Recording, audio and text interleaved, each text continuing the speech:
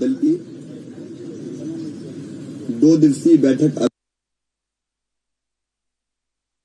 अभी कुछ विषयों पर और चर्चा करनी है, तो बैठक अभी निरंतर रहेगी। इन 2 दिनों में 1.5 दिन अभी पूरा हुआ है। कल भी लगभग 12 घंटे हम लोग बैठे थे और आज भी 7:30 बजे तक हम प्रयास करेंगे कि विषय हमारे समाप्त हो जाए। ये जो विचारों का मंथन हमारा चला है, इसका मुख्य उद्देश्य है प्रदेश का विकास और विकास के लिए और कौन कौन से कदम उठाए जाने चाहिए। वर्क्स डिपार्टमेंट्स, निर्माण के काम की गति, प्रक्रियाएं, आने वाली कठिनाइयां, क्योंकि हमारे पास इस बार भी 48,000 करोड़ रुपए हमको खर्च करना है। कैसे तेज गति से काम हो सके, गुणवत्तापूर्ण काम हो सके, एक विकास और दूसरा जनता के कल्याण की योजनाएं जो हैं उनको बेहतर ढंग से फिर से और क्रियान्वित करने के लिए हम लोगों ने समीक्षा की है और कई तरह की नई चीजें भी विचार के मंथन में से निकली है। कुछ चर्चा ऐसी है कि जिसको हमने अंतिम रूप देके कुछ कार्यक्रम फाइनल किए, कुछ ऐसी है कि हमने विचार तो किया है लेकिन उनको अंतिम रूप देने के लिए छोटी छोटी टीमें बनाई है, थोड़ा समय लगेगा उसमें। और कुछ ऐसी है जिसमें हमको आर्थिक व्यवस्थाएं करनी पड़ेगी, वो जुटाने के बाद फिर उनको घोषित करेंगे। लेकिन कुछ चीजें जो अभी हमने तय कर ली है वो आपके सामने मैं रख रहा हूं। एक तो मुख्यमंत्री तीर्थ दर्शन योजना मध्य प्रदेश ने प्रारंभ की थी और बाद में अलग अलग राज्यों ने भी उसको अपनाया। बीच में हमारी सरकार चली गई और कोविड फिर आ गया, तो उसके कारण ये योजना लगभग 3 साल से ठप पड़ी थी। अब मुख्यमंत्री तीर्थ दर्शन योजना फिर से प्रारंभ की जा रही है। 18 अप्रैल को पहली ट्रेन काशी विश्वनाथ के लिए जाएगी। वहां संत रविदास जी महाराज के भी दर्शन होंगे, संत कबीरदास जी के भी दर्शन करेंगे, गंगा जी का स्नान भी होगा और पहली ट्रेन में हम लोग भी जाएंगे। हम लोग से आप समझ गए होंगे जो लोग चिंतन के लिए बैठे थे। एक सुझाव आया कि बस से भी अगर संभव हो ऐसे स्थान जहां ज्यादा देर न लगे तो तीर्थ दर्शन के लिए भेजना चाहिए, तो उसको भी अंतिम रूप दिया है। और दूरस्थ के जो तीर्थ स्थान हैं हम अभी उसको वर्कआउट करेंगे। हम वायुयान से भी अगर संभव हो तो हमारे बुजुर्गों के लिए तीर्थ दर्शन के लिए ले जाएंगे। समय थोड़ा कम लगेगा, सुविधा थोड़ी मिलेगी। फिर हमने कन्या विवाह योजना की भी फिर से समीक्षा की। योजना फिर प्रारंभ की जा रही है। कोविड के कारण कई दिनों से बंद थी। 21 अप्रैल से कन्या विवाह फिर से प्रारंभ किए जाएंगे, नए स्वरूप में प्रारंभ किए जाएंगे। पहले 2 विभाग अलग अलग योजना के लिए राशि देते थे, अब उसको एकीकृत कर रहे हैं। आयोजन की जो राशि थी वो 6 वो थी 51,000, 6,000 रुपए बढ़ा के उसको 55,000 रुपए किया जा रहा है। और प्रतिवर्ष आयोजित होने वाले समारोहों का विकास खंड के स्तर पर पहले से तिथि तय की जाएगी, प्रचार प्रसार किया जाएगा। अलग से इंडिविजुअल विवाह नहीं होगा इसमें सामूहिक विवाह ही होगा। और सामाजिक न्याय विभाग इन कार्यक्रमों को आयोजित करेगा। प्रयास ये होगा कि समाज भी इससे जुड़े, जनप्रतिनिधि जुड़ के और समाज से भी जुड़ के आयोजन करें। लाडली लक्ष्मी योजना मध्य प्रदेश की ऐसी योजना है, कन्या विवाह भी मध्य प्रदेश में प्रारंभ हुई, बाद में दूसरे प्रदेशों में गई। लाडली लक्ष्मी योजना मध्य प्रदेश की ऐसी योजना है जो हमने प्रारंभ की थी और बाद में किसी न किसी रूप में उसको देश के लगभग हर राज्य ने अपनाया। अब मेरी 43 लाख लाडली लक्ष्मी बेटियां आज मध्य प्रदेश में है। जिन बेटियों को गोद में लेके मैंने लाडली लक्ष्मी के प्रमाण पत्र वितरित किए थे, वो अब कोई 12वीं में पढ़ रही है, कोई कॉलेज में जा रही है और मामा मामा कह के जब संबोधित करती है तो मुझे लगता है जैसे मेरा जीवन सफल हो रहा हो। अब लाडली लक्ष्मी योजना का दूसरा, उसके साथ और कुछ चीजें हम जोड़ रहे हैं। लाडली लक्ष्मी 2 उसका शुभारंभ 2 मई को कर रहे हैं। 2 मई को हर साल लाडली लक्ष्मी दिवस मनाया जाएगा और 2 मई से लगा के 11 मई तक लाडली लक्ष्मी उत्सव पूरे प्रदेश में आयोजित किया जाएगा। और ये उत्सव विलाक स्तर पर आयोजित किए जाएंगे। लाडली लक्ष्मी बेटियों को उच्च शिक्षा के लिए, स्वावलंबन के लिए और उनके आर्थिक सशक्तिकरण के लिए कुछ और कदम उठाए जाएंगे। चर्चा हुई है जिसका अनाउंस हम 2 मई को करेंगे जब लाडली लक्ष्मी दिवस होगा। कोशिश ये है कि लाडली लक्ष्मी बेटियां बहुत ऊंचे स्थान पर पहुंचे, उनके रास्ते में कोई बाधा ना रहे, उनका शैक्षणिक आर्थिक सशक्तिकरण भी हो, इसका प्रयास किया जाएगा। हर गांव में लाडली लक्ष्मी क्लब गठित किए जाएंगे और लाडलियों और उनकी माताओं को स्वयं सहायता समूह से भी जोड़ा जाएगा। कल राशन के बारे में प्रधानमंत्री जी ने एक बहुत महत्वपूर्ण फैसला किया। गरीब कल्याण योजना अभी 6 माह और जारी रखी जाएगी।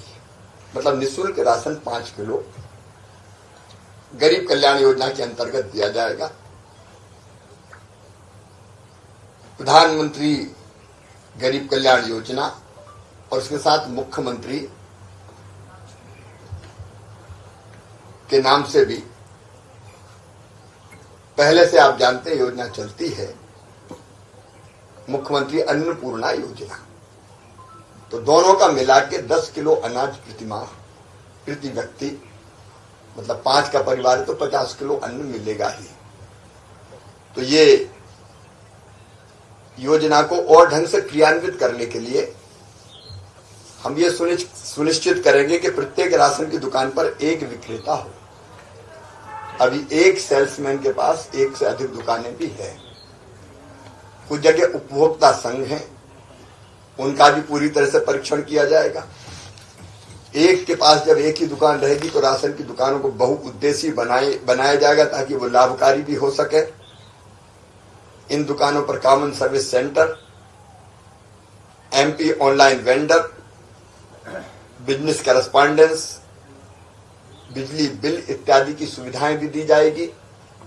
और इसके साथ वो चाहेंगे तो और भी वस्तुएं बेचने के लिए राशन छोड़ के रख सकेंगे ताकि राशन की दुकान उसकी प्रॉफिट में ठीक से चले।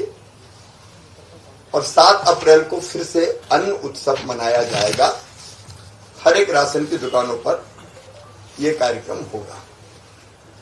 सीएम राय स्कूल शिक्षा के क्षेत्र में एक बहुत क्रांतिकारी कदम है। अभी सीएम राज स्कूल के भवन बनने में समय लगेगा, क्योंकि जिस स्तर के भवन बनने हैं वहां 24 करोड़ रुपया के लगभग लागत आएगी।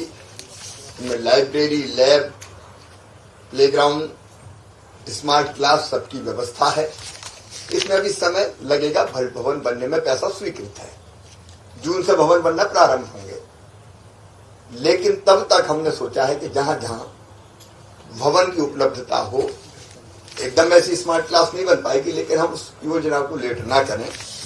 अभी लगभग 350 विद्यालयों में जो हमारे पास उपलब्ध स्थान है, भवन है, कुछ नए भवन बने स्कूलों के, उनमें सीएम राज स्कूल की परिकल्पना के आधार पर 13 जून से शिक्षण कार्य प्रारंभ किया जाएगा।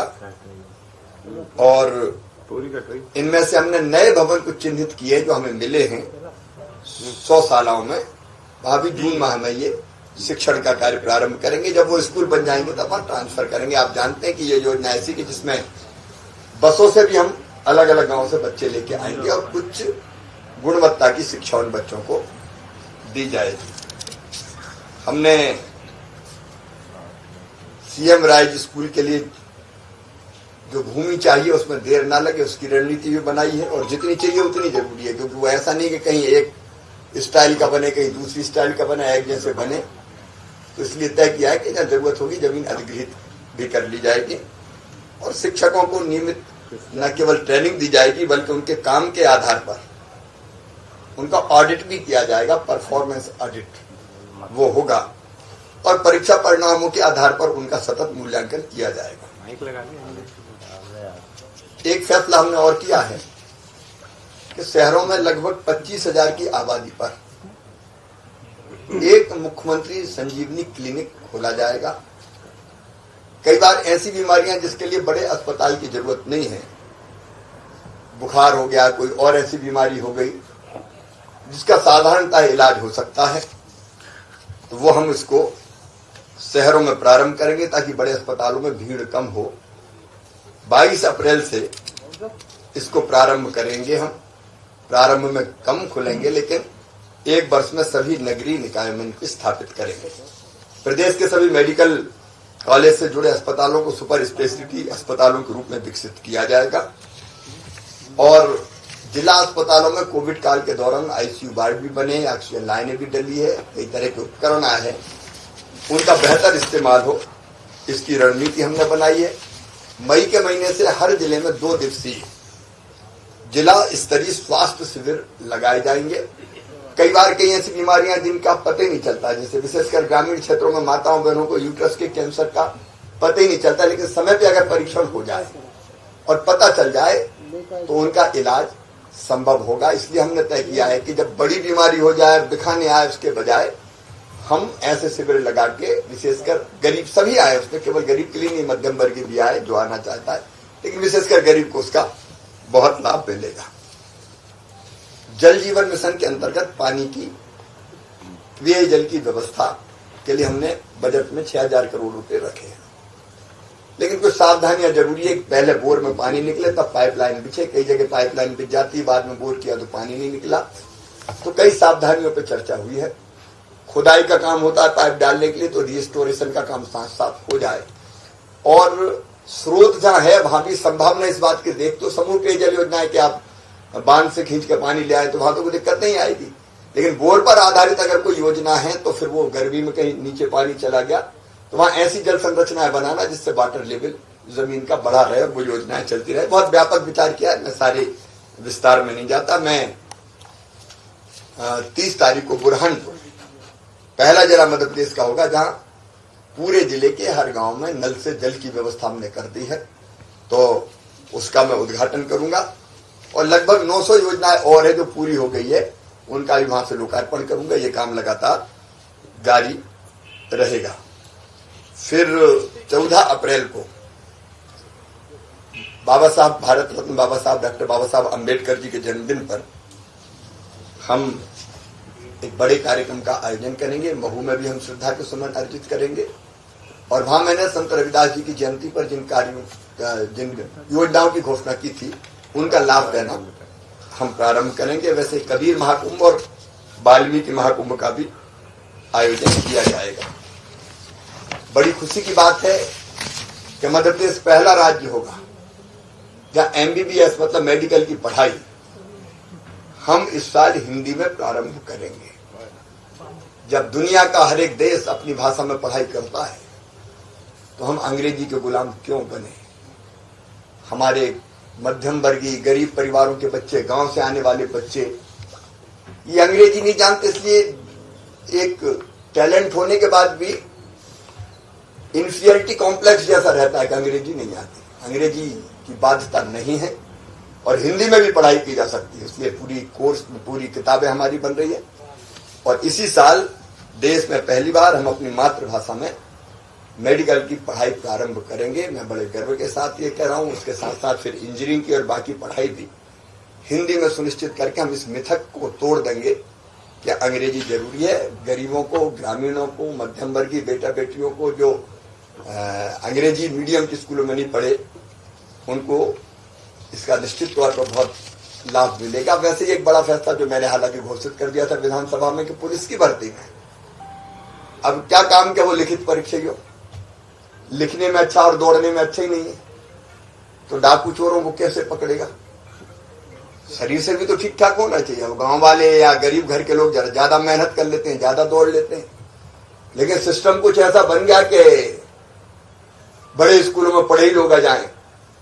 तो हमने तय किया कि भैया 50% नंबर दौड़ भाग के रखेंगे, शरीर में दम होगा तो ही भर्ती होगी। तो उसमें भी मुझे लगता है कि ग्रामीण क्षेत्र के गरीबों के बेटा बेटी बड़ी संख्या में, अभी जो पुलिस की भर्ती शुरू होने वाली है 6000, उसके बाद फिर और निकलेगी, उसमें उनका सिलेक्शन हो पाएगा। फिर एक और हमने फैसला किया है, इंसानों के लिए तो टेलीमेडिसिन की व्यवस्था की है, मतलब फोन करके विशेषज्ञ डॉक्टर से टेलीमेडिसिन की व्यवस्था है, वो सलाह ले सकते हैं कि क्या करना चाहिए। वैसे ही टेलीमेडिसिन हम पशुओं की बीमारी के लिए भी वेटनरी टेलीमेडिसिन की व्यवस्था की जाएगी। एक नंबर में डॉक्टर बैठेंगे और किसी गांव से किसी ने कहा कि मेरी गाय बीमार है और बीमारी की ये लक्षण है, तो उसी के आधार पर फोन पर ही सलाह दी जा सकेगी कि गाय की ये दवाई है। और वैसे ही हमने तय किया है कि फसलों की बीमारी के लिए भी अगर फसल में कोई बीमारी लगी तो टेलीफोन विशेषज्ञ बिठाएंगे कृषि विज्ञान केंद्र पे और वह फोन करके वो बताएंगे कि फसल में ये बीमारी पत्ती ऐसी हो गई, तो फोन पे ही उनको एडवाइज किया जाएगा। तो टेलीमेडिसिन इंसान के लिए भी, पशुओं के लिए भी और फसलों के लिए भी, तीनों के लिए लागू करने की योजना हमने बनाई है। एक और विशेष बात, मध्य प्रदेश में स्कूली शिक्षा में देश में पहली बार कक्षा 8 से आर्टिफिशियल इंटेलिजेंस की पढ़ाई प्रारंभ की जाएगी। 240 घंटों का पाठ्यक्रम लागू किया जाएगा। ये भी देश में पहली बार होगा और हम अपने सरकारी स्कूलों में पढ़ाएंगे। जलाभिषेक अभियान मतलब पानी बचाने का अभियान। वर्षा जल को हमको संचित करके रखना है ताकि भूजल का स्तर बढ़े, इसलिए चेक डैम, स्टॉप डैम, बोरी बंधान, पुराने तालाबों का जीर्णोद्धार, नए तालाबों का निर्माण, ये 11 अप्रैल से जलाभिषेक अभियान के रूप में प्रारंभ किया जाएगा। मध्य प्रदेश राज्य परिवहन निगम बंद होने के बाद कई जगह से ये फीडबैक मिला कि कठिनाइयां कई तरह आती है ग्रामीण परिवहन में विशेष रूप से, इसलिए अगले महीने हम ग्रामीण परिवहन की नीति लाएंगे जिससे ग्रामीण क्षेत्र में भी बसें चला के लोगों को आवागमन की ठीक से सुविधाएं हम दे पाए। 1 जून से मध्य प्रदेश की धरती पर 1 जून 2022 से साइबर तहसील की स्थापना कर दी जाएगी। साइबर तहसील मतलब आपको तहसील में जाना नहीं है। अगर किसी ने जमीन खरीदी, रजिस्ट्री करवाई, तो वो रजिस्ट्री जैसी दर्ज हुई ऑटोमेटिकली साइबर तहसील में पहुंच जाएगी। साइबर तहसील से तहसीलदार को वो भेजेंगे, तहसीलदार फॉर्मेलिटीज पूरी करके और फिर साइबर तहसील में भेज देंगे, तो वहीं वो दर्ज हो जाएगी कि ये नामांतरण हो गया। और नामांतरण के लिए चक्कर लगाने पड़ते हैं, तो इसमें किसी को जाना ही नहीं पड़ेगा, तहसील घर बैठे हो जाएगी। अविवादित मामलों में होगा, विवाद अगर कहीं है तो फिर सुनवाई करनी पड़ेगी, वो अलग बात है। फिर सहकारिता के माध्यम से रोजगार देने के लिए अलग अलग सेक्टर, परिवहन, सूचना प्रौद्योगिकी, उद्योग, सेवा क्षेत्र, उनके महासंघ गठित हो रहे हैं, उनको भी तेजी से आगे बढ़ाने का हमने फैसला किया ताकि रोजगार के अवसरों को हम और बढ़ा सके। टूरिज्म के माध्यम से रोजगार बढ़ाने पे भी काफी चर्चा हुई है। फिर देश में पहली एकीकृत नवकरणीय ऊर्जा नीति, एकीकृत नवकरणीय ऊर्जा नीति मतलब 3 चीजों से, आपके जल से, हवा से और सूरज से, 3 चीजों से बिजली बनती है। रिन्यूएबल एनर्जी जिसको हम कहते हैं, जो क्लीन एनर्जी के नाम पे भी जानी जाती है, इसकी हम नीति बना रहे हैं।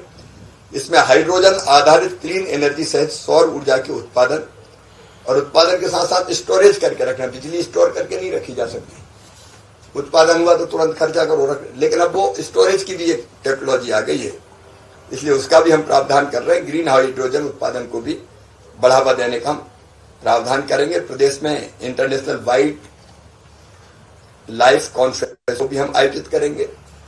युवाओं को मध्य प्रदेश की सीमाओं पर भेज के उनमें देशभक्ति का भाव जगाने के लिए मां तुझे प्रणाम योजना जो हम पहले चलाते थे, गांव की माटी लेके सीमा पे जाएंगे, सैनिकों से मिलेंगे, वहां की माटी लेके फिर गांव में आएंगे, भारत माता की जय वंदे मातरम का उद्घोष करते हुए उनके हृदय में देशभक्ति की भावना जगेगी। इस योजना को भी हमने प्रारंभ करने का फैसला किया है। प्रभार के जिलों में और कौन कौन सी चीजें की जानी चाहिए, विकास के कामों में क्या परिवर्तन किया जाना चाहिए, कई तरह के सुझाव पे अभी हम लोग चर्चा कर रहे हैं। उनको भी कुछ को यहाँ और कुछ को बाद में अंतिम रूप देंगे। बैठक अभी जारी है, लेकिन ये मेरा कर्तव्य था कि एक बार आपसे आके मैं जरूर मिलूं और अब तक जो कुछ हुआ है वो आपको बताऊंगा। बहुत बहुत धन्यवाद। मंत्रियों को जो प्रेजेंटेशन दिया 3-3 मिनट का, उसका थोड़ा सा बता दें कि मंत्रियों ने प्रेजेंटेशन क्या दिया प्रभार को लेकर। विभागीय प्रेजेंटेशन में भी नवाचार कौन कौन से कर रहे हैं, विशेषकर नवाचार पर फोकस था। विभाग और कैसे बेहतर ढंग से नीचे चीजें ले जा सके उस पर बात। समय की सीमा थी, इसलिए उस सीमा में ही कई तरह के सुझाव अंतिम से। विधानसभा में आपने यही कहा था कि नए नवाचार करेंगे। हाँ, को लेकर एक आध 2 नवाचार को, इनमें से जो कुछ मैंने गिनाया वो उन्हीं नवाचारों में से है। आर्टिफिशियल इंटेलिजेंस से लेकर अलग अलग जो मैंने चीजें बताई वो उन्हीं नवाचारों में से कई निकले हैं, कई को अभी वर्कआउट जो खोली जाएगी सर, उसमें केवल जांच होगी या और भी कुछ समझाया नहीं। छोटी मोटी बीमारी है, अगर सर्दी जुकाम बुखार उल्टी दस्त, तो उनकी न केवल जांच होगी, उनकी दवाएं भी दी जाएगी, इलाज भी किया जाएगा। बड़ी बीमारी के लिए बड़े अस्पताल। पचमढ़ी पे बैठकर आपने चिंतन किया है, वह पचमढ़ी के पर्यटन में कहीं न कहीं पहचान में कमी है, एक पैकेज की आवश्यकता है, आप लगातार उसमें आते रहे हैं। पचमढ़ी के लिए कुछ आपके कर रहे हैं, पहले भी कुछ किया और आगे भी कुछ करेंगे। धन्यवाद।